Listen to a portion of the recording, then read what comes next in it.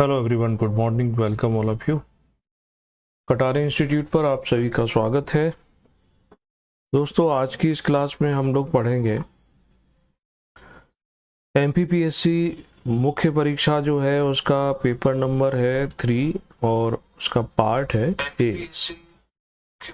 Okay, audio video okay है, मैं समझता हूँ। फिर भी इन केस आपको कोई डिस्टरबेंस हो रहा हो तो मुझे कमेंट सेक्शन में आप बोल सकते हो। तो नया सिलेबस जो है, नए सिलेबस के अकॉर्डिंग हम पेपर 3A जो है उसको रेगुलर चला रहे हैं। पिछले 3 लेक्चर में हमने देखा था भारतीय अर्थव्यवस्था की जो विशेषताएं हैं और नेशनल इनकम जो है उसकी अवधारणा। 2 टॉपिक हमने अपने सिलेबस के कंप्लीट कर लिए थे। अब अगर पेपर 3A उसका आप सिलेबस उठाते हो और सिलेबस में पहली लाइन आप पढ़ते हो तो उसमें मिलता है विकसित Bharat at 2047, developed India at the rate 2047, यानी विकसित भारत 2047। अब ये जो टॉपिक है करंट से जुड़ा हुआ है। इसमें आपसे जो क्वेश्चन बनेंगे कि आखिर इस विकसित भारत 247 का अर्थ क्या है, इसके साथ साथ इसके आयाम, डायमेंशंस या इसके ऑब्जेक्टिव, उद्देश्य क्या होते हैं, ये पूछ सकते हैं। इस विकसित भारत जो 2047 है, इसके जो लक्ष्य हैं, ऑब्जेक्टिव हैं, इनको पूरा करने के लिए क्या प्रयास किए जा सकते हैं, किए जा रहे हैं। ठीक है, इसमें ये भी पूछ सकते हैं कि निजी सेक्टर जो है, प्राइवेट सेक्टर जो है, निजी क्षेत्र की सहभागिता, पार्टिसिपेशन जो है इसमें क्या होगी, क्या होना चाहिए। इसमें एक टॉपिक आपको ये भी तैयार करना पड़ेगा कि विकसित भारत 2047 जो गोल हैं उनको पूरा करने के सामने चुनौतियां क्या हैं, चैलेंज क्या हैं, यानी समस्याएं। ओके, और साथ ही साथ इसमें जोड़ सकते हैं कि बजट में इस बार क्या प्रावधान किए गए हैं, या बजट में कुछ बात की गई है क्या विकसित भारत 2047 के लिए। तो इतने टॉपिक यदि आप कवर कर लेते हो इस टॉपिक के, मतलब जो क्राइटेरिया हो गया कि आपको कौन कौन से सेक्शन जो है उन पे पूरा फोकस करना है, तो इस पे आप फोकस कर लेते हो। फिर क्वेश्चन किसी भी तरीके से पूछ लें, वो कितना ही घुमा फिरा के पूछ लें, मैं मान के चलूंगा कि आप उसका आंसर जो है दे पाएंगे। ठीक है, तो पेपर पेन हमेशा साथ में रखो और छोटे छोटे पॉइंट्स जो आपको समझ में आते हैं, नहीं आते हैं, उनको नोट करते जाओ। नहीं आते हैं वो साइड में नोट कर लें, जिससे आप आगे पूछ सकें फॉर फर्दर क्लासेस, मुझसे पूछ सकें या जहाँ भी आप क्लास करते हो वहाँ पूछ सकें, अपने लेवल पर सर्च कर सकें। ठीक है, तो विकसित भारत 2047 बढ़ते हैं। पहली बात आती है कि हम इस टॉपिक को कवर करते हैं कि आखिर विकसित भारत 2047 इसका अर्थ क्या है, मीनिंग क्या है, आखिर हम इससे क्या समझते हैं विकसित भारत 2047। ठीक, तो भारत सरकार ने जो कहा है, भारत सरकार के कहे हुए को ही, उन्हीं की परिभाषा को या उनके द्वारा कहीं किसी ऑफिशियल डॉक्यूमेंट में जो कहा गया है उसको लेकर के हम इसे शुरू कर सकते हैं। तो बजट में इन्होंने बताया रिसेंटली, है ना, विकसित भारत शब्द का अर्थ कि विकसित भारत यानी कि 2047, हमारा देश आज़ाद हुआ था 1947 में और 2047 में आज़ादी के 100 साल पूरे हो जाएंगे। तो ये सरकार की योजना है, महत्वाकांक्षी योजना है। जैसे अभी अमृत काल को लेकर के भी बात की जा रही है, तो योजना ये है कि देखो आज़ादी के 100 साल बाद हम अपने देश को कौन सी कैटेगरी में ले जाएंगे, विकसित देशों की कैटेगरी में ले जाना चाहते हैं। तो 2047 में अपनी 100वीं स्वतंत्रता जो वर्षगांठ है, उस समय देश को एक विकसित इकाई में बदलने के लिए सरकार के दृष्टिकोण का प्रतिनिधित्व करता है। ये कोई एक पर्टिकुलर योजना नहीं है, ये तो एक दृष्टिकोण है, एक व्यू है, एक अप्रोच है, या ये कह सकते हैं दिशा है। ठीक है, और इस दिशा को कैसे, यानी ये अगर दृष्टिकोण है, एक दिशा है, तो इस तक पहुंचने के लिए बजट में बताया गया कि इसके 4 पिलर हैं। यूथ, उस पर फोकस करेंगे। दूसरा पॉवर्टी, गरीब, महिलाएं, और अन्नदाता यानी किसान। इस बार के बजट में ये बातें कही गई। और इसको अच्छा बनाने के लिए आप लिख सकते हो कि विकसित भारत से आशय है कि भारत को सन 2047 तक विकासशील के स्थान पर विकसित अर्थव्यवस्था में परिवर्तित करना, ऐसे भी लिख सकते हैं। और ये परिवर्तन कैसे लाएंगे, तो उसके धीरे धीरे करके कई सारे पॉइंट्स हम याद रखेंगे या उनको बना सकेंगे। ठीक, तो विकसित भारत अब जो है डेवलप्ड इंडिया है, इसके क्या टॉपिक क्या हैं, तो सरकार कहती है सरकार 2023 में मोदी जी ने भाषण दिया था, वहां पर ये दृष्टिकोण रखा था। इसके 5 स्पेसिफिक टॉपिक हैं, उन पर ध्यान देना है, उस पर फोकस करना है, और फिर हम उसके आगे इनके सेक्शन करके देखेंगे। तो पहला जो विषय है, पहला टॉपिक क्या रखा गया है कि सशक्त भारतीय समाज, यानी सशक्त, एम्पावर्ड। अब एम्पावर्ड कैसे होंगे, तो एम्पावर्ड तभी बन सकते हैं कि जो हमारे देश के नागरिक हैं, उन नागरिकों का स्वास्थ्य, हेल्थ अच्छी रहे, बीमारियां ना हो, कुपोषण ना हो। ठीक है, जब हेल्थ अच्छी रहेगी तो स्वाभाविक है हम अपने देश का, यानी अपनी स्किल का, अपने जो श्रम है उसका ठीक से उपयोग कर पाएंगे। तो स्वास्थ्य, शिक्षा, एजुकेशन तो नींव है, बेस है ना। नारी शक्ति, अब तालिबानी प्रशासन और भारत अन्य विकसित प्रशासनों में यही तो अंतर आता है कि समाज में बाई नेचर 50% मेल और 50% फीमेल होते हैं, तो कोई भी समाज के वर्ग को आप कम करके नहीं आंक सकते। तो नारी शक्ति यानी महिला सशक्तिकरण, उस पर भी फोकस किया जाए, उनको भी बराबर अपॉर्चुनिटी मिले।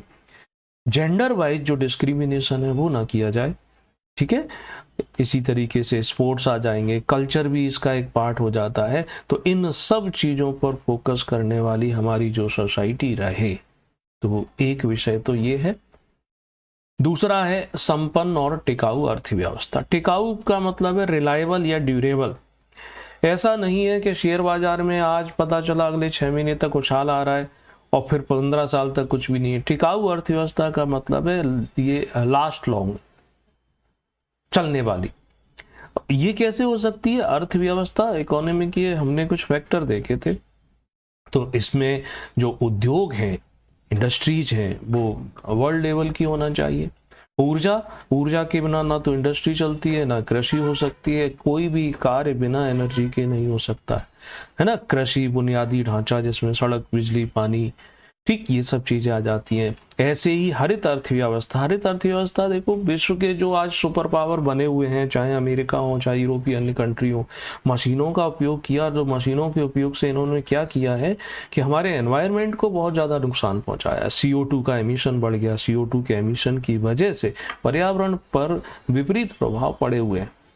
हम अब देर से कार्य कर रहे हैं, तो हमने कार्य तो किया है, तो अब हम ये ध्यान रख रहे हैं कि हमारी ग्रीन इकोनॉमी हो, यानी पर्यावरण के अनुकूल हो। अगर बिल्डिंगें भी बनाई जा रही हैं तो उसमें भी फोकस क्या किया जा रहा है कि एनवायरनमेंट फ्रेंडली चीजें हो, है ना। तो इसी तरीके से शहरों का डेवलपमेंट हो। तो दूसरी चीज आती है संपन्न, यानी एक तरफ समृद्धि भी दिखाई देगी और दूसरी तरफ क्या होगा, अर्थव्यवस्था मूव भी करेगी, लेकिन पर्यावरण की कीमत पर नहीं। पर्यावरण को बचा करके, पर्यावरण को संरक्षित करके काम करना, दूसरा विषय ये हो जाता है।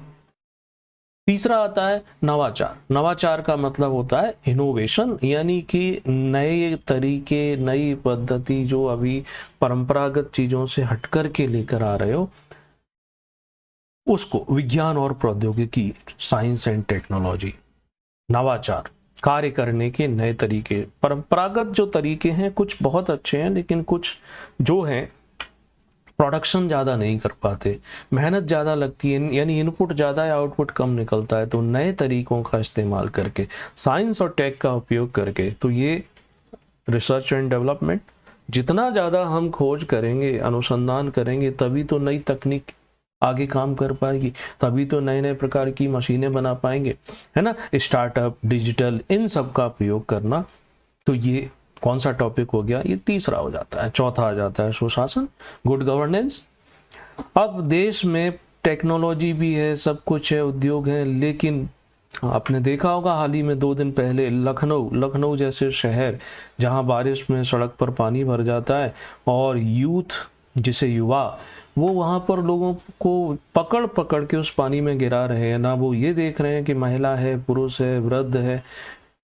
तो ये क्या है? इसका मतलब है कि यहाँ सुरक्षा, सिक्योरिटी, सुशासन, गुड गवर्नेंस का मतलब हो जाता है कि किसी भी व्यक्ति के साथ न्याय मिले प्रत्येक प्रकार का। तो इस पर भी ध्यान दिया जाए। और 5वां टॉपिक इस डेवलपमेंट एट द रेट 2047 में आता है विश्व में भारत। हम कहाँ खड़े हुए हैं वर्ल्ड लेवल पर। ठीक है, अब इन्हीं को थोड़ा सा एक्सपेंड करते हैं और ज़्यादा आगे बढ़ते हैं। तो विकसित भारत के प्रमुख आयाम क्या हैं?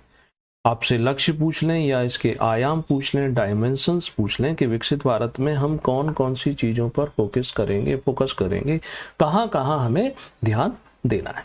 ठीक है, तो सबसे पहले फोकस जो किया जा रहा है वो किया जा रहा है इकोनॉमिक डेवलपमेंट पर। देखो, जब भी विकास की बात आती है, डेवलपमेंट की बात आती है, तो पहला जो एलिमेंट कनेक्ट होता है वो इकोनॉमिक, आर्थिक होता है। सामाजिक सेकेंडरी होगा, एनवायरमेंटल बाद में आएगा, लेकिन पहले तो आएगा तो आर्थिक ही ना। तो आर्थिक विकास के अंतर्गत हम क्या क्या चीजें, यानी इसके अंतर्गत विकसित भारत के अंतर्गत कैसे हम विश्व के विकसित देशों के बराबर पहुंच सकते हैं, अमेरिका हो, ब्रिटेन हो, फ्रांस हो। तो इसके लिए जरूरी होता है कि उच्च वृद्धि दर, high growth rate. High growth rate का मतलब ग्रोथ रेट कैसे निकालते हैं? जैसे कि फाइनेंशियल ईयर चल रहा है अभी 2024-25, है ना। तो 2023 और 24 का जो फाइनेंशियल ईयर है गुजर गया।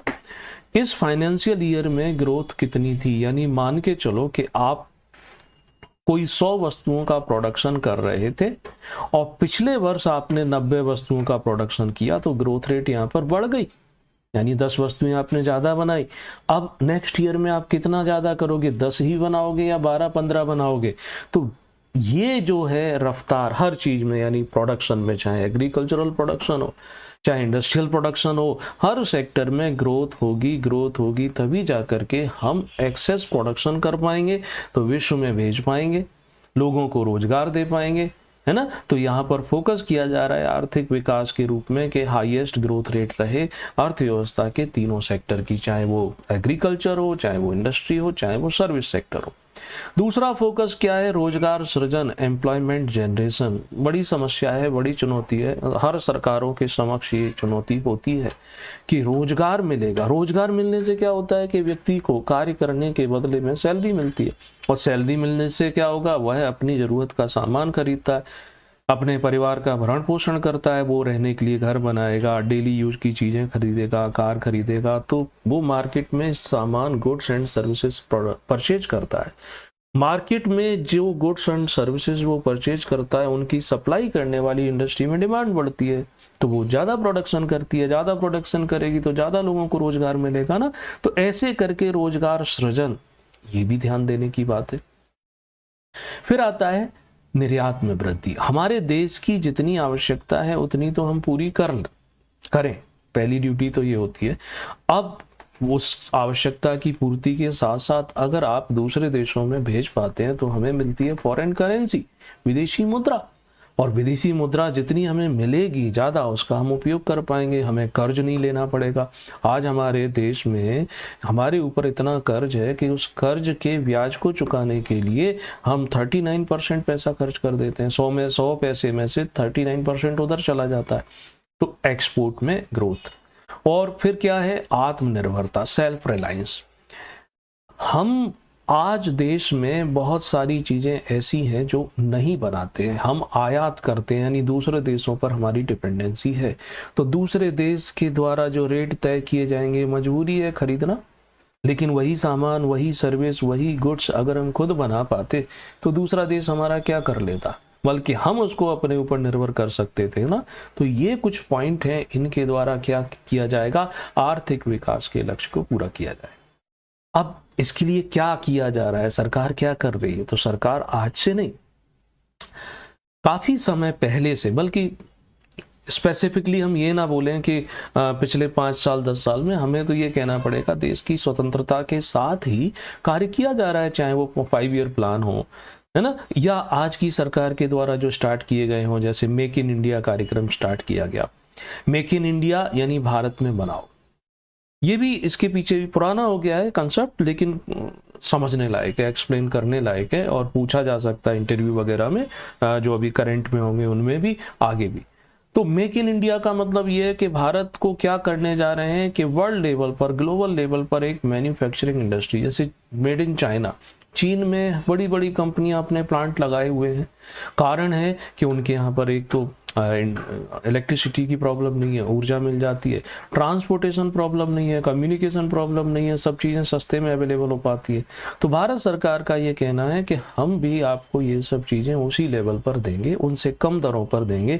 तो क्या होगा, वो इंडस्ट्रीज मल्टीनेशनल कंपनीज हैं, उनका किसी विशेष देश से लगाव तो होता नहीं है, उन्हें तो जहाँ सस्ता स्थान मिलेगा उधर आएंगी, है ना। तो वैश्विक विनिर्माण केंद्र के रूप में बनाने के लिए कई सारे इनिशिएटिव इस प्रोग्राम के तहत लिए जा रहे हैं, मेक इन इंडिया। ऐसे ही स्टार्टअप इंडिया, स्टार्टअप इंडिया यानी जो नए नए इनोवेटिव आइडियाज होते हैं, नए आइडियाज के हिसाब से यहाँ नए नए प्रकार के कंसेप्ट लेकर आ रहे हैं। एक प्रोग्राम आता है ना सेट मैक्स पर, शार्क टैंक करके, कॉपी है दूसरे एक प्रोग्राम की, बट उसमें हमें देखने को मिलते हैं कि बोलते हैं हमने स्टार्टअप शुरू किया। तो यहाँ सरकार क्या करती है कि नए आइडियाज़ को सपोर्ट करती है। अगर कोई ऐसी मिल करके ऑर्गेनाइज्ड होकर काम करना चाहता है तो सरकार उस पर टैक्स नहीं लगाती है, अपनी तरफ से कुछ फंडिंग भी देती है, फंड जो देते हैं उनको मिलवाने का काम करती है। तो इनोवेटिव उद्यमिता, जिसे एंटरप्रेन्योरशिप कहते हैं, तो इसके लिए कई प्रकार की स्कीम्स चलाई जा रही है। हालांकि ये भी एक बिटर ट्रुथ है, कड़वा सच है कि जितने स्टार्टअप स्टार्ट होते हैं वो सारे के सारे अच्छे रिजल्ट में कन्वर्ट नहीं होते हैं। तो कंपटीशन तो हमेशा रहता है, सर्वाइवल ऑफ द फिटेस्ट, है ना। इसी इकोनॉमिक डेवलपमेंट के संदर्भ में डिजिटल इंडिया कार्यक्रम भी सरकार के द्वारा स्टार्ट किया जा रहा है। यानी जो इंफ्रास्ट्रक्चर, एक होता है बेसिक इंफ्रास्ट्रक्चर, सड़कें अच्छी हों, बिजली आपको समय पर मिले। डिजिटल में यानी यहाँ पर आपको सारी चीज़ें आईटी से कनेक्ट की जा रही है, तेज गति से आपको इंटरनेट की स्पीड मिल सके, तो कम्युनिकेशन अच्छे से कर पाओगे ना। तो डिजिटल यानी नागरिक सेवाएं, आज हम कुछ खरीदना चाहते हैं अपने मोबाइल से, हम कोई शिकायत करना चाहते हैं, सरकार की किसी स्कीम के बारे में जानना चाहते हैं, हम उसके बेनिफिशियरी बनना चाहते हैं, मोबाइल से ही सारे काम हो रहे हैं। हमें नहीं जरूरत पड़ती है कि हम पर्टिकुलर वहां तक जाए अधिकांश चीज़ों में। तो इसको और ज़्यादा बढ़ाया जा रहा है। फिर आत्मनिर्भर भारत अभियान चलाया जा रहा है कोविड-19 के बाद विशेष करके, है ना। ये सब काम किए जा रहे हैं। तो ये सारे के सारे पॉइंट आप फॉर एग्जाम्पल इसमें सेट कर सकते हो, ठीक है, इसमें कोई प्रॉब्लम नहीं होना चाहिए। चलते हैं दूसरे आयाम पर, जिसका नाम है सोशल डेवलपमेंट। सिर्फ ये फोकस नहीं है, हम शुरू में भी इस पर बात कर चुके हैं कि देश को सिर्फ और सिर्फ आर्थिक विकसित करना, समग्र विकास, इंक्लूसिव डेवलपमेंट की बात की जा रही है। अब यहाँ सामाजिक विकास, सामाजिक विकास तो इसका मतलब समाज में सभी प्रकार की जातियां, सभी प्रकार के धर्म, सभी प्रकार के जेंडर्स, अलग अलग संस्कृति वाले लोग, शहरी ग्रामीण सभी रहते हैं। तो विकास किसी एक जाति, एक धर्म, एक जेंडर, एक स्थान विशेष के लिए नहीं हो सकता, सभी के लिए होगा। तो सबको क्या मिले, शिक्षा, बेटर एजुकेशन, सबको क्या मिले, स्वास्थ्य।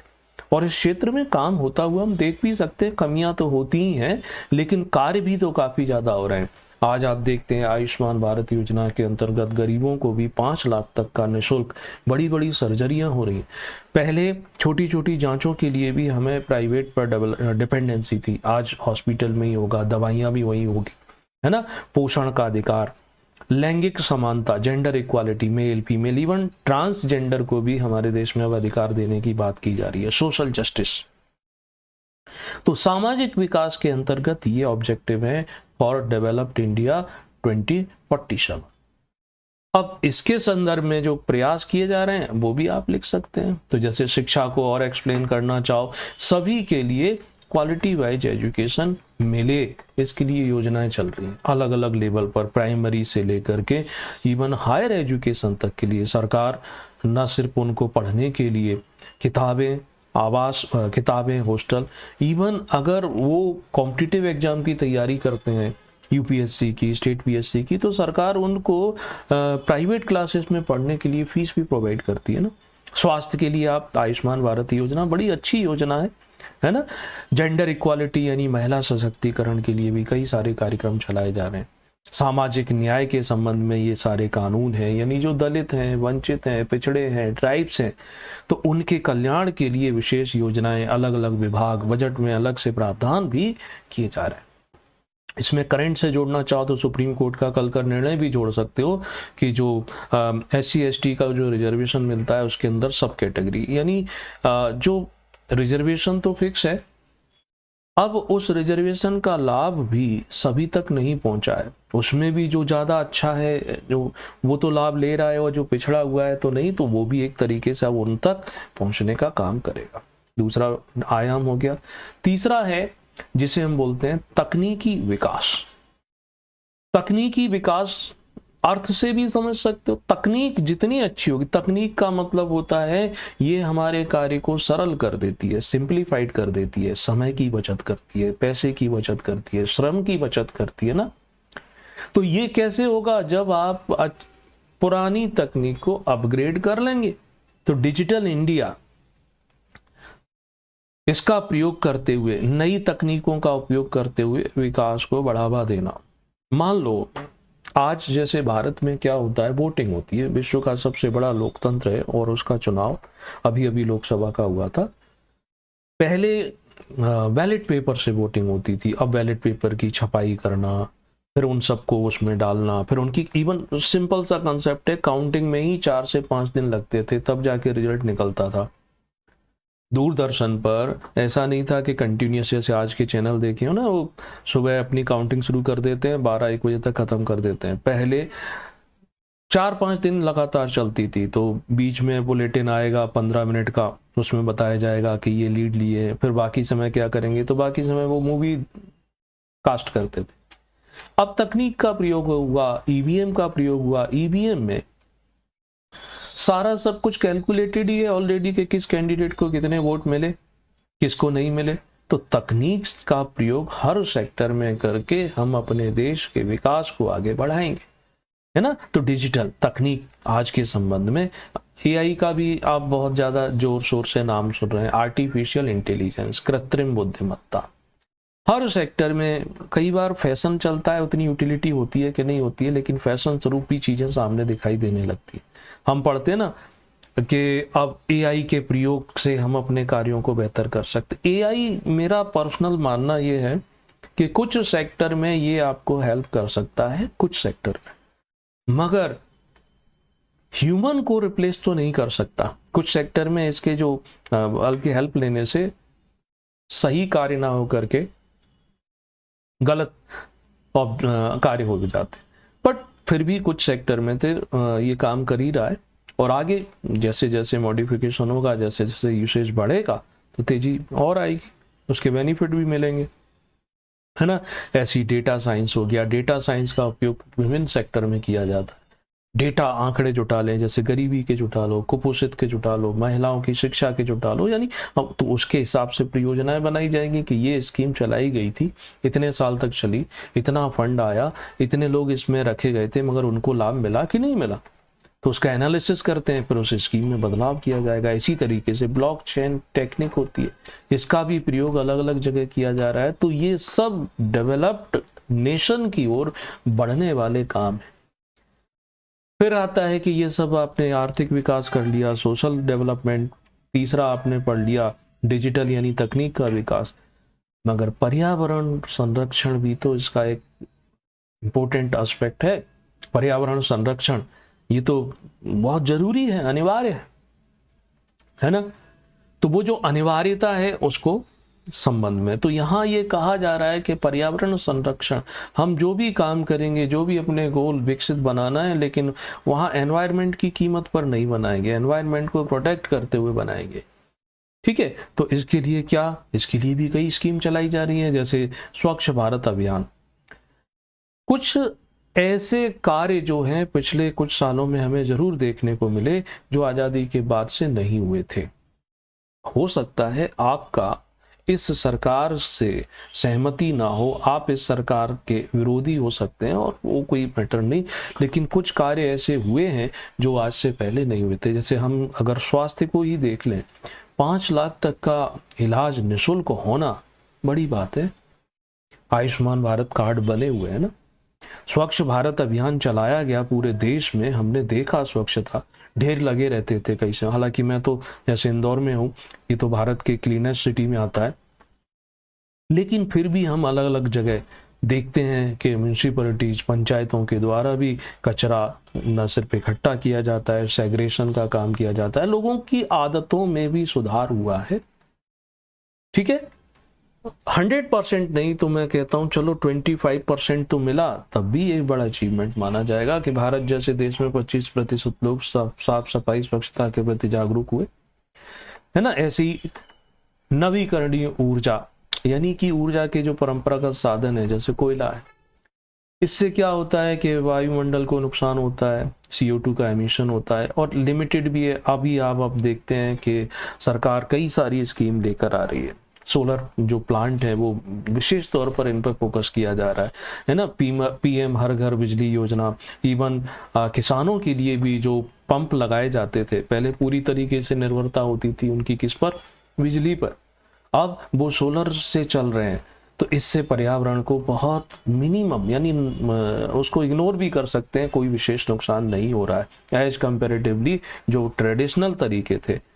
तो पर्यावरण, सरकारें वृक्षारोपण के कार्यक्रम भी चला रही हैं। अभी इंदौर में 51 लाख जो पौधे थे उनके रोपण का कार्यक्रम भी स्टार्ट किया गया। अभी यूपी में भी चलाया जा रहा है, एक वृक्ष अपनी माँ के नाम से MP में भी चलाया गया। तो ये सब चीज़ें अच्छी बताई जा रही है ना। यानी हम जो भी काम करेंगे, बिल्डिंगें बनाई जा रही हैं, बिल्डिंगें हरित बिल्डिंग, यानी कम से कम वहाँ पर हमें इलेक्ट्रिसिटी का उपयोग करना पड़े, नेचुरल लाइट के द्वारा ही वो सब काम चल जाए। तो पर्यावरण संरक्षण। नेक्स्ट आता है सुशासन या शासन। सुशासन लिख लेंगे, इसको ज़्यादा अच्छा रहेगा। गुड गवर्नेंस की बात करते हैं, ये भी इसका एक पार्ट है। आखिर अल्टीमेटली कोई भी सरकार जो लोकतंत्रात्मक है, उसकी पहली जवाबदेही, पहली जिम्मेदारी जनता के प्रति है, क्योंकि जनता का जनता के लिए, जनता द्वारा शासन। लोकतंत्र है, डेमोक्रेसी है, तो डेमोक्रेटिक सरकारों की ड्यूटी होती है कि अपने नागरिकों के हित में कार्य करे। और ये तभी संभव है जब सरकार कैसी हो, ट्रांसपेरेंट हो, पारदर्शी हो, नीति बनाने से लेकर नीति के क्रियान्वयन तक वो उसके एक एक स्टेप बिल्कुल ट्रांसपेरेंट हो कि क्यों बनाई गई है, ये पता होना चाहिए, किसको जिम्मेदारी दी जा रही है, आधार क्या है, और जवाब दे, अकाउंटेबिलिटी तय की जाए कि अगर ये कार्य, जैसे बिहार में कई सारे पुल ढह गए, तो अकाउंटेबिलिटी किसकी है भाई? आपने इतना फंड लिया, जनता के टैक्स से इतना आया, और वो कैसे चले गए? किसी की तो जिम्मेदारी बनाना चाहिए। जब कोई अकाउंटेबल होगा तो भ्रष्टाचार नहीं होगा, करप्शन नहीं होगा, और जहां अकाउंटेबिलिटी नहीं होगा तो कुछ भी होगा। तो ऐसा शासन, ऐसी गवर्नेंस जहां ट्रांसपेरेंसी हो। ट्रांसपेरेंसी के लिए हमने देखा RTI आया, सूचना का अधिकार आया, ठीक है, जन सहभागिता को बढ़ावा देने की बात की जा रही है, और अकाउंटेबिलिटी होगी, जवाबदेही होगी, ठीक, भ्रष्टाचार मुक्त भारत बनाना। ये कई बार ऐसा लगता है कि ये स्लोगन ज़्यादा है और ऑन ग्राउंड ऐसा कुछ नहीं हो रहा। ठीक है, इसके पीछे भी कहीं ना कहीं हम जिम्मेदार सिर्फ राजनेताओं को बता देते हैं, लेकिन मेरा अपना मानना है कि राजनेताओं से कहीं ज़्यादा पब्लिक इसके लिए रेस्पॉन्सिबल है। पब्लिक चाहती है कि मेरा कार्य दूसरे से पहले हो जाए, इसके लिए अगर मुझे कुछ एक्स्ट्रा देना पड़े, खर्च करना पड़े, तो आई एम रेडी। जब तक ये सोच दूर नहीं होगी तब तक सामने वाला करप्शन फ्री तो नहीं होगा। लेकिन हम क्या पढ़ रहे हैं? विकसित भारत एट 2047, ठीक है, तो ये इसमें है। अब इसको कैसे पूरा करेंगे? अब देखो, सरकार की योजनाएं आती हैं, योजनाओं का क्या कर दिया गया है, डिजिटल इंडिया या पोर्टल बना दिए गए। पोर्टल में डॉक्यूमेंट होंगे, उसमें कोई हेरफेर नहीं कर पाएगा, सभी को लाभ मिलेगा। नहीं, जीडीपी में ग्रोथ ज़्यादा होती है। जीडीपी मतलब एक तरीके से इनकम ज़्यादा होती है, तो इनकम ज़्यादा होने से क्या होगा सर, और ज़्यादा अच्छी योजनाएं बनाई जा सकती हैं, ज़्यादा विकास किया जा सकता है। तो और भी आपके मन में कुछ नए पॉइंट हो उनको जोड़ सकते हैं, है ना। नेक्स्ट इसी में जोड़ सकते हैं सांस्कृतिक संरक्षण, कल्चरल प्रोटेक्शन। ये बहुत जरूरी होता है सांस्कृतिक संरक्षण। टेलीविजन और इंटरनेट के आने की वजह से क्या हुआ है कि हम अपनी संस्कृति जो है उसको भूल चुके हैं।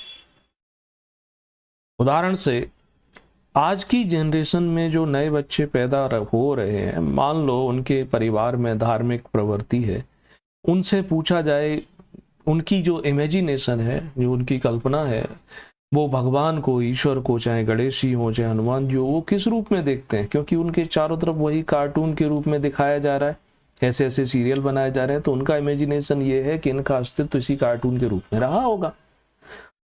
ये सच तो नहीं है। इसी तरीके से सांस्कृतिक संरक्षण, हमारी जो एक रिच कल्चर था, उस रिच कल्चर को हम भूल चुके हैं, भुला दिया गया है। चाहे वो अंग्रेजों के आने से, चाहे वो लेफ्टिस्ट की वजह से हुआ, लेकिन उसके प्रोटेक्शन की तो जरूरत है ना। तो यहां पर भारत की जो समृद्धि सांस्कृतिक विरासत है उसको संरक्षित करना, प्रोटेक्ट करना और उसको बढ़ावा देना, ये एक बड़ा पॉइंट है। मगर इस पॉइंट को हम हल्के में ले लेते हैं, अरे ठीक है। कोई भी राष्ट्र जो है ना, किसी देश का उस पर अधिकार होना वो इतना मैटर नहीं करता है जितना मैटर करता है कि उस राष्ट्र के वासियों द्वारा अपनी संस्कृति को छोड़कर दूसरे की संस्कृति को अपना लेना। अगर उन्होंने संस्कृति दूसरी अपना ली है तो वो अपने आप से ही स्वतंत्र नहीं है, वो दास्ता ग्रहण कर चुके हैं, ठीक है ना। तो अब भारतीय संस्कृति में क्या गुण है। संस्कृति हमारी जो है, हमारी संस्कृति में यानी कि यहाँ बुजुर्ग, माता पिता, इनको क्या माना जाता है, इनके प्रति सम्मान, है ना, इनकी सेवा करना, महिलाओं के प्रति, बालिकाओं के प्रति हमारी संस्कृति क्या सिखाती है। और आज ऐसी घटनाएं होती है, लखनऊ में जो घटनाएं हुई, वहां सरेआम समूह के रूप में घटनाएं, वो क्या थी, ये एक तरीके से संस्कृति का क्षरण हो चुका है ना। अब योग भारत की संस्कृति का अभिन्न अंग है। आज आप देखोगे कि बड़े बड़े जो यूरोपियन कंट्रीज हैं वहां पर आपको योग गुरु मिलेंगे, लेकिन कौन, एक अंग्रेज, एक गोरा, एक भारतीय को योग सिखा रहा है। और विडंबना यह है कि वह भारतीय उस अंग्रेज गोरे से योग सीख भी रहा है, उसे फीस भी दे रहा है। मतलब जो सिस्टम जहां से निकला वो भूल चुका है, जिसने यहां सीखा वो पेटेंट करा ले रहा है। तो ये कई सारी चीजें हैं। सांस्कृतिक संरक्षण धरोहर के लिए हम समय समय पर उत्सव मनाते हैं, त्योहार मनाते हैं, कला बीथिकाएं लगाई जाती हैं, म्यूजियम बनाए जाते हैं जिनसे लोगों को परिचित किया जाता है। त्योहार जो रहते हैं वो भी तो सांस्कृतिक संरक्षण को बढ़ाने की चीजें हैं ना। अब अंतर्राष्ट्रीय योग दिवस भारत को एक नई पहचान देता है, 21 जून को मनाया जाता है। भारत सरकार ने इसके लिए इनिशिएट लिया, यूएन के द्वारा माना गया। आज पूरे विश्व में अब ये वर्ल्ड लेवल पे पता तो चलता है, ठीक है। ये पॉइंट हो गए कि विकसित भारत के संदर्भ में क्या आयाम थे, क्या लक्ष्य थे। अब आते हैं कि भारत इस विकसित भारत के लक्ष्यों को पूरा करने के लिए क्या क्या कार्य कर रहा है, कौन कौन से प्रयास कर रहा है। तो इसके लिए कोई पर्टिकुलर एक कार्यक्रम नहीं है, ना ही कोई पर्टिकुलर एक व्यक्ति की जिम्मेदारी है, एक किसी मिनिस्ट्री की जिम्मेदारी है। समग्र रूप से चूंकि इसके लक्ष्य डाइवर्सिफाइड हैं, तो उस डाइवर्सिफाइड प्रोग्राम को पूरा करने के लिए अलग अलग कार्यक्रम चलाए जा रहे हैं। जैसे मेक इन इंडिया कार्यक्रम जो हमने पहले ही बोला था, ये भारत को ग्लोबल मैन्युफैक्चरिंग हब के रूप में डेवलप करने की ओर कार्य कर रहा है। स्टार्टअप इंडिया भारतीय लोगों को अवसर दे रहा है कि टेक्नोलॉजी का प्रयोग करके आप अपने इनोवेटिव नए आइडियाज का प्रयोग करके अपने देश को, समाज को विकसित बनाए, विकास की ओर लेकर चलें। डिजिटल इंडिया के माध्यम से नागरिकों को सेवाएं जो हैं वो आसानी से मिल सके, उनकी समस्याएं जो हैं उस समस्याओं का निराकरण आसानी से हो सके, तो इसके लिए काम किया जा रहा है। स्वच्छ भारत अभियान चलाया गया, ठीक है, स्वच्छता के प्रति आयुष्मान भारत अभियान जो चल रहा है, स्किल डेवलपमेंट स्कीम चलाई गई, देश की सबसे बड़ी समस्या कह लो वो है पॉपुलेशन, आबादी। सेकेंड लार्जेस्ट 140 करोड़ के आसपास की आबादी है, युवाओं की संख्या ज़्यादा है, और जब युवाओं की संख्या ज़्यादा है तो इनके पास रोजगार नहीं है। रोजगार ना होने के पीछे एक बड़ा कारण ये भी है कि उनके पास कौशल की कमी है। कौशल यानी स्किल, स्किल का मतलब हो जाता है किसी कार्य को करने की विशेष योग्यता या दक्षता। तो विशेष योग्यता या दक्षता नहीं है।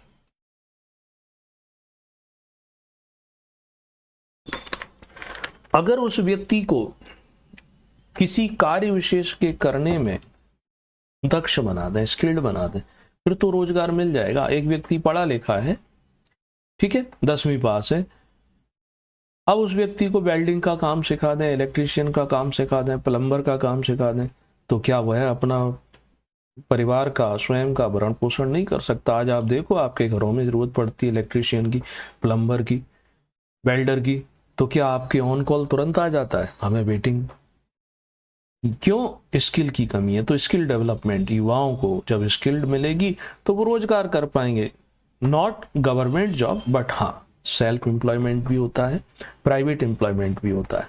तो ये सब काम किए जा रहे हैं, है ना। तो विकसित भारत 2047 एक महत्वाकांक्षी एम्बिशियस एक प्रकार का टारगेट है। भारत सरकार ने इसके प्रति काम करना सोचा है। इसमें वो जनता के साथ मिलकर के, यानी पब्लिक की पार्टिसिपेशन से पूरा करने के लिए आगे बढ़ रही है। तो वो कैसे कर सकती है? तो इसके लिए ज़रूरी है कि जो अलग अलग सेक्टर हैं उनमें सुधार किया जाए, है ना। तो अब सुधार के लिए जो हमने पहले लक्ष्य बताए थे, उन्हीं लक्ष्यों को लिख सकते हो भाई। जो ऑब्जेक्टिव है उन ऑब्जेक्टिव में ही तो सुधार करने की जरूरत है। जैसे अर्थव्यवस्था की बात करें, अर्थव्यवस्था, इकोनॉमी, तो इकोनॉमी कैसे बेहतर होगी? जब आप ज़्यादा से ज़्यादा उद्योगों को इसमें बढ़ावा देंगे, है ना, उद्योगों को बढ़ावा देंगे, स्टार्टअप्स जो हैं उनको सहायता देंगे, विदेशी निवेश या फॉरेन जो इन्वेस्टमेंट है वो ज़्यादा से ज़्यादा होगा। ज़्यादा से ज़्यादा फॉरेन इन्वेस्टमेंट होता है, एक होता है FDI, ये बहुत अच्छा होता है, दूसरा होता है FIIs यानी ये शेयर बाजार में इन्वेस्टमेंट होता है, फॉरेन इंस्टीट्यूशनल इन्वेस्टमेंट। इससे हमें डायरेक्ट कोई बेनिफिट तो नहीं होते हैं, और इससे डायरेक्ट बेनिफिट होते हैं। शॉर्ट में समझ लो कि FDI का मतलब ये है कि कोई कारखाना, फैक्ट्री अगर लगाई जा रही है तो उसमें विदेशी स्वयं आकर के पार्टनर बना हुआ है। और FIIs में तो वो शेयर खरीद सकता है कि बनी हुई कंपनी के शेयरों में इन्वेस्टमेंट करना, मगर दोनों से हमें डायरेक्ट और इनडायरेक्ट फायदा होते हैं। तो ये मेक इन इंडिया और इन सब चीज़ों को, ऐसे ही कृषि उत्पादकता को बढ़ाने की बात की जा रही है।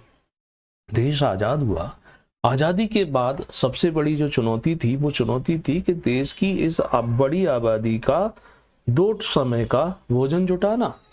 अब 2 समय का भोजन जुटाना भी एक इतना बड़ा चैलेंज था, तो कैसे कर सकते हैं? लोग भूख से मर जाते थे। तो इसके लिए वो ग्रीन रेवोल्यूशन, हरित क्रांति जो हुई, तो हरित क्रांति में प्रोडक्शन पे बढ़ावा दिया गया, यानी कि जो हाई यील्डिंग वेराइटीज थी गेहूं और चावल की प्रमुख रूप से, है ना, हाई यील्डिंग वेराइटीज का प्रयोग किया गया। उनके लिए उन्नत किस्म के जो बीज बनाए गए, वहाँ फर्टिलाइजर की ज़रूरत पड़ी, सिंचाई की ज़रूरत पड़ी, पेस्टिसाइड्स की ज़रूरत पड़ी, है ना, नई तकनीक यानी बड़े बड़े खेत बनाए जाना। आज दूसरे तरीके के ग्रीन रेवोल्यूशन की ज़रूरत है। दूसरा कैसा कि देखो एक मैक्स लेवल पर पहुंच गया है प्रोडक्शन। एक किसान अपने खेतों में इतना ज़्यादा फर्टिलाइजर डाल चुका है कि अब उसकी जो फर्टिलिटी है ज़मीन की वो नहीं बढ़ रही है, और जो कुछ भी उत्पादन हो रहा है वो प्रोडक्ट कैसे हैं? टॉक्सिक हैं, जहरीले हैं, विभिन्न प्रकार की बीमारियां उनसे अब पैदा हो रही हैं। ठीक है, तो अब क्या है, अब हम ऑर्गेनिक फार्मिंग की ओर चल रहे हैं, नए तरीके की फार्मिंग की ओर चल रहे हैं, यानी एक ही खेत में कई प्रकार की फसलों का प्रोडक्शन किया जा सके, कम से कम सिंचाई करके ज़्यादा से ज़्यादा उत्पादन हो। ऐसे बीज विकसित किए जा रहे हैं अब, जहाँ केमिकल फर्टिलाइजर्स नहीं बल्कि ऑर्गेनिक फर्टिलाइजर से ही, नेचुरल उन्हीं सब चीज़ों से उनका प्रोडक्शन हो, कम से कम उनको फर्टिलाइजर की ज़रूरत पड़े। तो इसको भी काम करने की ज़रूरत है। यानी कि सरकार ने जो लक्ष्य रखे हैं 2047 के लिए, तो उन पर फोकस कहाँ करना पड़ेगा? फोकस इन पर करना पड़ेगा। सर्विस सेक्टर जो हमारे GDP में सबसे ज़्यादा योगदान देता है आज के दौर में, सबसे ज़्यादा योगदान से मतलब है कि हमारे देश की जो इनकम है उसका एक बड़ा हिस्सा हमें सर्विस सेक्टर से प्राप्त होता है। तो इस सर्विस सेक्टर में शिक्षा, स्वास्थ्य, टूरिज्म, आईटी जैसी, इनमें आप ज़्यादा से ज़्यादा फोकस करो, इन्वेस्टमेंट बढ़ाओ, इसमें फॉरेन इन्वेस्टमेंट भी लेकर आओ, प्राइवेट इन्वेस्टमेंट भी लेकर के आओ, तो ये और अच्छे से काम करे। नहीं, ये इकोनॉमिक सेक्टर की बात थी। इसी तरीके से शिक्षा कैसी होना चाहिए, क्वालिटी वाइज एजुकेशन, ना कि क्वांटिटी वाइज एजुकेशन, कि हमने इतने बच्चों को पढ़ा दिया, हमने इतने साक्षरता दे दी, पढ़ा दिया, साक्षरता दे दी, बट सही और गलत का ज्ञान नहीं। तो हमें कैसी एजुकेशन की नीड है, गुणवत्तापूर्ण। जो नई एजुकेशन पॉलिसी आई है उसमें ये कहा जा रहा है कि काफ़ी सोच समझ करके लाई गई है, धीरे धीरे पता चलेगा कि जैसी प्लानिंग है वैसे ही रिजल्ट मिलते हैं या नहीं। तो हमें स्कूल लेवल पर एजुकेशन में सुधार करना चाहिए। हायर एजुकेशन के जो इंस्टीट्यूट हैं उनकी संख्या बहुत कम है, और बहुत कम होने के साथ साथ रिसोर्सेज कम है, तो उनकी संख्या बढ़ाना। भारत में कोई भी ऐसा यूनिवर्सिटी नहीं है जो वर्ल्ड लेवल में, वर्ल्ड 100 में आता हो। इससे ही पता चल जाता है कि हमारे एजुकेशनल इंस्टीट्यूट की हालत कैसी है ना। व्यावसायिक शिक्षा पर ज़्यादा से ज़्यादा फोकस किया जाए, रोजगार परक शिक्षा जिसे कहते हैं, उस पर ज़्यादा से ज़्यादा ध्यान देने की आवश्यकता है। तो इससे व्यक्ति जो है वो ये ना कह पाए कि मैं तो पढ़ा लिखा हूँ मगर बेरोजगार हूँ। क्यों? क्योंकि आज उसको जो शिक्षा मिली है वो व्यावसायिक शिक्षा नहीं है अधिकांश लोगों को, है ना। डिजिटल एजुकेशन, ऑनलाइन शिक्षा की ओर बढ़ावा, मेरा और आपका जो कम्युनिकेशन हो रहा है एक तरीके से इसी के द्वारा हो रहा है, ठीक है। शिक्षकों को भी ट्रेनिंग दी जाए। आज आप देखोगे, एक घटना से कनेक्ट करने की कोशिश करते हैं। दिल्ली में दुर्भाग्यपूर्ण एक घटना हुई थी कि एक इंस्टीट्यूट के बेसमेंट में पानी भर जाने से 3 IAS एस्पिरेंट्स की असामयिक दुर्भाग्यपूर्ण मौत हो गई। मैं भी UPSC की जब प्रिपरेशन कर रहा था, मैं भी गया था दिल्ली में, 3-4 साल रहा। उस समय भी वही हालात थे, वही छोटे छोटे कमरों में। मेरा रूम भी ऐसा ही था कि दोनों हाथ सीधे करते थे तो एक दीवार इधर अड़ जाती थी, एक दीवार इधर अड़ जाती। सीढ़ियां चढ़ने के ऊपर जरा जरा सी कोठरी बनाई गई थी। बात यह आती है कि आखिर बच्चे अपना घर छोड़ करके क्यों दूर जाते हैं, क्यों प्राइवेट इंस्टीट्यूट्स, प्राइवेट कोचिंगों के चक्कर लगाते हैं। अब वहां दुर्घटना हुई, शासन प्रशासन सभी जगह क्या शुरू कर दिया कि सारे कोचिंगों की निगरानी करो, ये करो। प्रश्न ये उठता है कि आपके अपने जो सेटअप हैं, जो गवर्नमेंट सेटअप है, जो उनकी बिल्डिंगें हैं, वहां पर ऐसी एजुकेशन क्यों प्रोवाइड नहीं कर पा रहे हो कि व्यक्ति को निजी इंस्टीट्यूट की ओर, प्राइवेट कोचिंगों की ओर अब जाना पड़ता है। क्यों? क्योंकि आपके पास उस तरीके का उतने अच्छे टीचर ही अवेलेबल नहीं है तो आप उनको काम नहीं दे पा रहे हो, और दूसरी बात सरकारी है तो काम नहीं करना चाह रहा है। दोनों चीजें। प्राइवेट इंस्टीट्यूट मिनिमम रिसोर्सेज में मैक्सिमम आउटपुट देने की कोशिश करता है, तो ये सरकार की ड्यूटी नहीं बनती कि जो आप कॉलेज में 3 साल की डिग्री दे रहे हो, आखिर UPSC PSC में मिनिमम क्वालिफिकेशन है क्या? ग्रेजुएशन, और सिलेबस भी क्या है? वही ग्रेजुएशन का। तो वो उस समय आपने इतना अच्छे से क्यों नहीं तैयार करवाया उसको कि उसे इस तरफ जाना पड़ता है। तो शिक्षकों के प्रशिक्षण की भी आवश्यकता है। अब प्रशिक्षण के लिए क्या हो?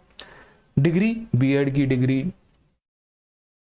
लोग डिग्री लेके रखे हैं। पढ़ाने भी एक आर्ट होता है ना, तो वो बहुत जरूरी है। खाना पूर्ति होती रहती है, पेपर वर्क होता रहता है कि हाँ हमारा ट्रेनिंग पीरियड था, हमने पूरा कर लिया।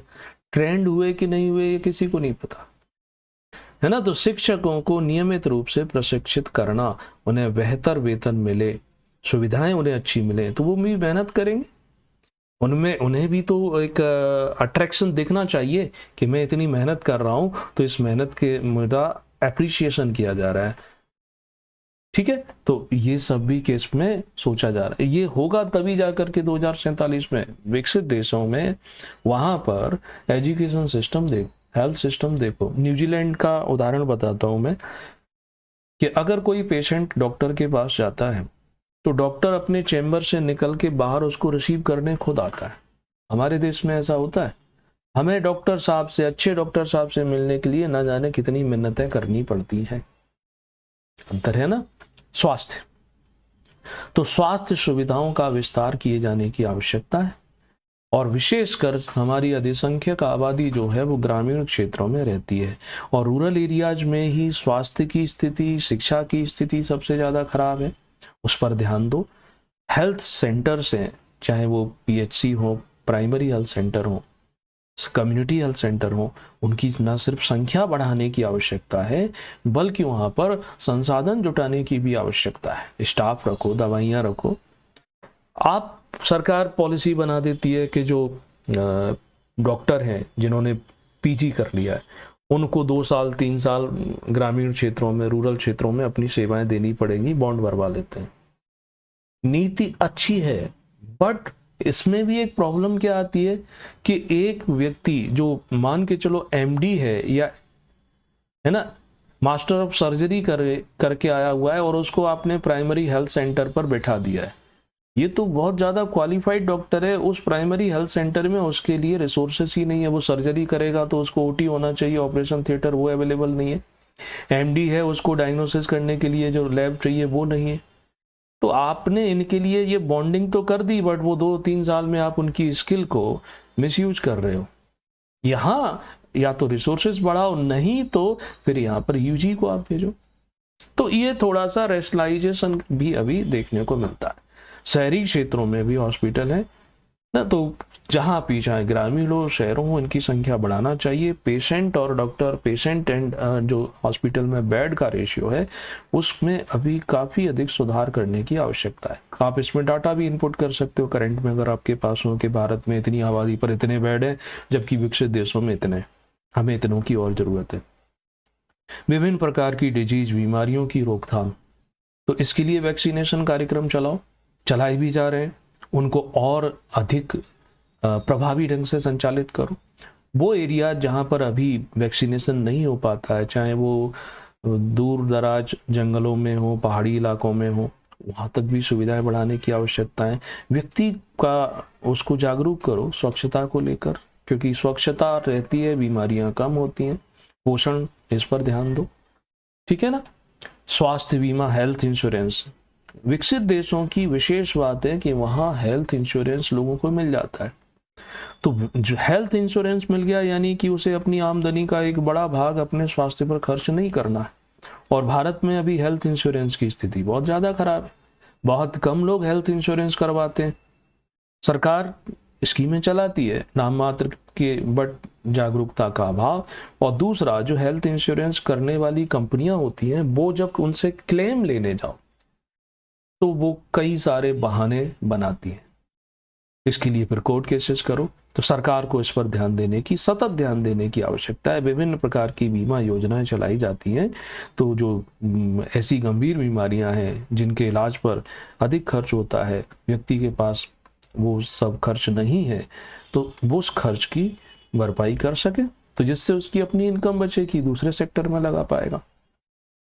फिर आता है आधारभूत ढांचा, बेसिक इंफ्रास्ट्रक्चर कहते हैं इसे, फंडामेंटल स्ट्रक्चर कह सकते हैं। सड़क, बिजली, ट्रांसपोर्टेशन, है ना, ये अच्छा होगा। ये अच्छा होगा तो इससे क्या होगा, और ये मॉडर्न तरीके का होगा तो कनेक्टिविटी बढ़ेगी द्रुत गति से, यानी एक्सप्रेस वे में सेवाएं मिलेंगी, वस्तुएं मिलेंगी। यही तो पहचान होती है। अगर आपको एक रास्ता ट्रेवल करने में 2 दिन का समय लगता है, और अगर वो 4 घंटे में हो जाए तो समय बचेगा, धन बचेगा, ऊर्जा बचेगी, है ना। नवीकरणीय, रिन्यूएबल एनर्जी रिसोर्सेज के प्रयोग को बढ़ावा दिया जाए। एनर्जी एफिशिएंसी, एफिशिएंसी का मतलब होता है आपके कार्य करने की दक्षता, यानी 100 में से आप पूरा 100 लेकर आ रहे हो, तो इसका मतलब आपकी दक्षता 1 है। कोई व्यक्ति 10 किलोमीटर दौड़ सकता है और वह सिर्फ 5 किलोमीटर रन करता है, तो इसका मतलब है उसकी एफिशिएंसी 50% है, इसको 10 पे आने की जरूरत है ना। जल संसाधन, वाटर रिसोर्सेस, ये भी सीमित है, तो इनके संरक्षण की जरूरत है। इसके लिए मैनेजमेंट करना पड़ेगा, इस पर ध्यान देंगे तब लोगों को शुद्ध पीने का पानी, उद्योगों को पानी, इंडस्ट्री बिना पानी के तो चलती ही नहीं है ना, इन सब पर भी ध्यान देने की आवश्यकता है। अगला पॉइंट आता है भारत 2047 के संबंध में सामाजिक न्याय। जो हम पहले पढ़े थे इसका ये ब्रॉड रूप में एक्सप्लेनेशन है। तो सोशल जस्टिस कैसे आएगा, सामाजिक न्याय कैसे आएगा? समाज के प्रत्येक वर्ग के बीच में सभी प्रकार का भेदभाव समाप्त होगा। जैसे एक आता है पॉवर्टी एलिवेशन, गरीबी उन्मूलन। गरीबी उन्मूलन देश की आज़ादी के बाद से चल रहा है। कई सरकारें इसके नारे लगा लगा कर सत्ता में आती हैं, चली जाती हैं और फिर सत्ता में आना चाहती हैं इसी गरीबी और गरीबी हटाओ के चक्कर में। तो गरीबी को दूर करने के लिए जो कार्यक्रम चलाए जा रहे हैं उन कार्यक्रमों को और ज़्यादा प्रभावी रूप से बनाने की आवश्यकता है। अभी प्रधानमंत्री जी ने कहा था कि भारत में 20 करोड़ लोग जो हैं वो गरीबी की रेखा से बाहर आ चुके हैं और इसके लिए एक इंटरनेशनल एजेंसी ने भी डाटा दिए थे। अच्छी बात है, ये बड़ी अच्छी बात है कि गरीबी से बाहर आ चुके हैं। बाहर कोई गरीब होना ही नहीं चाहिए, हकीकत तो ये है। उसको इतना एम्पावर बना दो, कुछ बेसिक चीज़ें सरकार के द्वारा मुफ्त में मिल जाना, जो गरीब है उसको भोजन मिल जाए, उसको स्वास्थ्य मिल जाए, बाकी चीज़ें उसको फिर जुटाने दो, आवास जुटाने दो। अच्छा अगर वो खाना पीना चाहता है तो उसके हिसाब से उसे काम करने दो। जेंडर इक्वालिटी हमारे देश में विसंगति है अभी मेल और फीमेल के बीच में। हम ऐसे दृश्य देखते हैं तो विचलित होना चाहिए और विचलित होते भी हैं, जहां सड़क पर महिलाओं को मारा जाता है सरेआम और कोई बचाने नहीं आता है, उनके साथ छेड़छाड़ की घटनाएं होती हैं। इवन प्राइवेट सेक्टर तो भूल जाओ, सरकारी सार्वजनिक सेक्टर में भी आज विभागों में भेदभाव होता है, महिलाओं के साथ ऐसी घटनाएं होती हैं। एक महिला अधिकारी बड़ी है और उसी के समकक्ष यदि पुरुष है तो पुरुष उसको इंफीरियरिटी की देखता है। वह अपनी योग्यता पर एक अच्छे पद पर बैठ जाती है तो दूसरे व्यक्ति को लगता है कि नहीं, ये कैसे यहाँ हो सकती है। तो इन सब पर भी ध्यान देने की आवश्यकता है। जेंडर डिस्क्रिमिनेशन पूर्ण तरीके से खत्म होना चाहिए, तो देश का काफी हद तक जो प्रॉब्लम है वो ऐसे ही समाप्त हो जाएंगे। डिप्राइव्ड क्लासेस यानी वो समूह जो कैसा है, सुविधाओं से वंचित है, चाहे सुविधाओं से वंचित होने चाहे एससी हो, चाहे एसटी हो, चाहे वो अदर बैकवर्ड क्लासेस हो, तो उनके उत्थान के लिए जो कार्यक्रम चलाए जा रहे हैं, कार्यक्रम तो चलाए जा रहे हैं, तो उन कार्यक्रमों को और प्रभावी बनाने की, उनको टारगेट रिजल्ट ओरिएंटेड बनाने की, परिणाम आधारित बनाने की आवश्यकता है। गुड गवर्नेंस, सुशासन के संबंध में भ्रष्टाचार मुक्त भारत होना चाहिए। गुड गवर्नेंस तो वही होती है ना। तो भ्रष्टाचार मुक्त के लिए क्या किया जा रहा है? कई सारी एजेंसी बनाई जा रही है। पुलिस भ्रष्टाचार मुक्त के लिए, सीबीआई, सीआईडी, ईडी, अभी लोकपाल, विभागों में बनी हुई कमेटीज। तो भ्रष्टाचार मुक्त भारत थियोरेटिकली तो हमें अच्छा ही बोलना पड़ेगा, व्यवहार में तो ऐसा लगता है कि जो भी नई एजेंसी बनाई जाती है वो भ्रष्टाचार में लगाम लगाने के स्थान पर उसको प्रश्रय देने का, आश्रय देने का काम करने लगती है। पारदर्शिता बढ़ाने की आवश्यकता है। पारदर्शिता को लेकर के बड़ी विचित्र स्थिति बनी हुई है। मैं एग्जाम्पल देता हूँ। 2013 एमपीपीएससी जो है अप्रैल 15 में हुई थी मुख्य परीक्षा, मैं उसमें अपीयर हुआ था। मैंने आयोग में आरटीआई लगाया कि मुझे मेरी चेक्ड की हुई कॉपी दिखा दी जाए, और 2016 का भी मेंस होने वाला था, मेरा मेंस क्लियर नहीं हुआ था। इन्होंने कॉपी दिखाने से मना कर दिया, इंटरव्यू उस समय हुए नहीं थे, ठीक है। लेकिन अगर ये मुझे दिखा देते तो मैं अपनी कॉपी चेक देख करके पता कर पाता ना कि मेरे क्वेश्चन आंसर कहाँ गलत हुए, इम्प्रूव कर पाता। भाई आपने वैल्यूएशन किया तभी तो समझ में आता। रिजल्ट आने के बाद फिर इन्होंने मुझे वो कॉपियाँ प्रोवाइड कराई, तब हार्ड कॉपी मिलती थी। कॉपी देखने के बाद पता चला उसमें इतनी गलत वैल्यूएशन की गई। अगर मुझे सिर्फ 28 नंबर और मिलते तो बिना इंटरव्यू में 0 भी देते तो भी मुझे कोई ना कोई पोस्ट मिलती ही, ठीक है। 2016 की मुख्य परीक्षा हुई, उसमें फिर से इन्होंने मेंस मुझे इंटरव्यू कॉल नहीं किया, तो मैंने फिर से आरटीआई लगाया। इस बार इन्होंने हार्ड कॉपी देने से मना कर दिया, अपना नियम खुद बदल दिया। क्यों बदल दिया भाई? मैं किसी दूसरे की कॉपी तो नहीं मांग रहा हूँ, मैं अपनी मांग रहा हूँ। हाँ, मुझे दिखाई गई थी तो वही कमियां मुझे, यानी गलत वैल्यूएशन जो पहले किया था वो सामने फिर था, आपने सही को भी गलत जांचा हुआ है। हार्ड कॉपी आप दे नहीं रहे हो, देते तो हम कोर्ट चले जाते। इस बात को लेकर के मैंने अपील भी की राज्य सूचना आयोग में, उनकी तरफ से इनको पेनल्टी लगाई गई, मगर उसके बाद ये हाई कोर्ट चले गए, हाई कोर्ट से स्टे ले आए और उन्होंने फिर कॉपियां देना बंद कर दिया। ये कैसी ट्रांसपेरेंसी है भाई? आप क्यों डरते हो? एस्पेंट्स की कॉपी उसको देने से आप क्यों डरते हो? आपको किस बात का डर है? दूसरे की तो नहीं मांग रहा है ना कहीं तो आप काला पीला कर रहे हो ना, इसलिए डर रहे हो। तो ये तो हमारे देश में स्थिति बनी हुई है। इवन कोर्ट केसेस तक भी वो लड़ने को तैयार हैं कि जहां तक भी होगा हम तुम्हें आगे नहीं आने देंगे। नागरिक सेवा नेक्स्ट आता है सुशासन के लिए, कि जो सिटीजन सर्विस हैं वो कैसी बनाई जाए, वो उनको इफेक्टिव बनाया जाए, स्किल्ड कुशल बनाया जाए। नागरिक को पता होना चाहिए ना कि मेरा काम कहाँ कौन करेगा, कितने दिन में करेगा। उसे घुमाए जा रहे हो, किस आधार पर रोके जा रहे हो, तो वो गुड गवर्नेंस तो नहीं है ना। आज जुडिशरी में ही देख लो, चाहे वो लोअर जुडिशरी हो चाहे हायर जुडिशरी हो, हम सामान्य रूप से देखते हैं कि सुप्रीम कोर्ट में कई सारे केसेस पेंडिंग हैं जिनकी सुनवाई नहीं हो रही है, और कुछ केसेस हम देखते हैं कि जिनकी सुनवाई हाई कोर्ट में, सुप्रीम कोर्ट में तुरंत हो जाती है, रिव्यू भी हो जाता है। बड़े बड़े वकील 22 वकील खड़े हो जाते हैं। यूपी में अभी श्रावण मास में कांवड़ यात्रा को लेकर के प्रशासनिक आदेश आया कि दुकानदारों को, ढाबे वालों को अपना नाम लिखना है। इसके अगेंस्ट में सुप्रीम कोर्ट में 22 वकील प्रस्तुत हो गए और सुनवाई भी हो गई उसकी हाई कोर्ट में। भाई इतनी जल्दी 60,000 केसेस पेंडिंग थे, आप उनकी सुनवाई कर लेते। इसमें तो कोई ऐसी बात नहीं आती ना। तो न्यायपालिका जो है, न्यायपालिका इसमें इसे मजबूत करने की, न्याय में देरी, यानी इतने, अगर हम प्रत्येक लेवल के केसेस की बात करें तो उन केसेस को पूरा करने में अभी 100 साल से ज्यादा लग जाएगा, अगर आज से क्राइम होना बंद हो जाए तो। ठीक है ना। नेक्स्ट, विकसित भारत का निर्माण। ये सब हो गए सारे पॉइंट, फाइनली कंक्लूजन पे आते हैं। तो विकसित भारत का निर्माण कोई एक व्यक्ति का, एक सरकार का प्रयास नहीं है, ये तो एक समूह के रूप में जब तक नहीं होगा, पूरा नहीं होगा, तो यह एक सामूहिक प्रयास है। इसमें सरकार, इसमें निजी क्षेत्र, इसमें सिविल सोसाइटी, इसमें आम जनता, इन सब की भागीदारी आवश्यक है और सबको मिलकर काम करना होगा, सबको अपने अपने स्तर पर योगदान देना होगा, तभी जाकर के हम इस लक्ष्य को पूरा कर सकते हैं। जैसे अगर कोई युवा है, छात्र है, तो वो क्या योगदान देगा? आइडियाज होंगे उसके मन में, आखिर वही तो युवा है, वही तो इन सारी चुनौतियों को। तो इसके लिए सरकार ने एक पोर्टल बनाया, उस पर सुझाव भी मांगे थे। अब तो वो डेट उसकी निकल गई है, लेकिन बता देंगे उसको। ठीक है, लगभग ये टॉपिक यहाँ कंप्लीट होता है और इसको एक्सप्लेन करते हैं और बढ़ाते हैं आगे।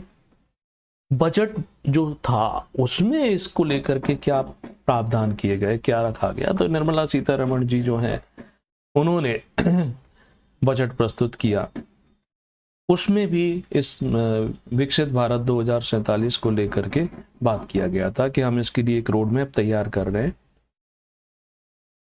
तो उस रोड मैप तैयार कर रहे हैं, उसके लिए क्या किया जाएगा? तो सरकार बोलती है कि हम 4 जो समूह हैं, क्लास हैं, उन पर फोकस करेंगे, गरीबों पर, महिलाओं पर, युवाओं पर और किसानों पर।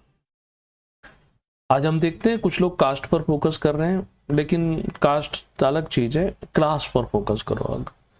समाज में सबसे ज्यादा जो पिछड़ा है वो कौन है? वो महिलाएं। सबसे ज्यादा कमजोर कौन है? तो आज का युवा सबसे ज्यादा कमजोर है समाज में। क्यों? बेरोजगार है और किसी भी प्रतियोगी परीक्षा में जाने के लिए उसे अपने को पढ़ना भी है, स्किल भी करना है, फीस भी लानी है, बेरोजगार है, कहां से लाएगा?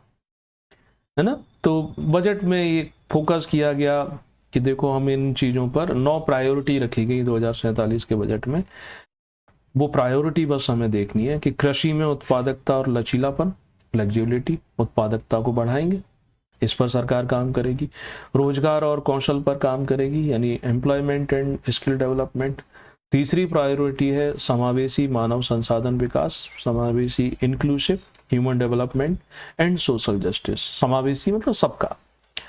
विनिर्माण और सेवाएं, manufacturing sector and services sector, ये भी सरकार की प्रायोरिटी है। 5वीं आ जाती है शहरी विकास, अर्बन डेवलपमेंट, है ना।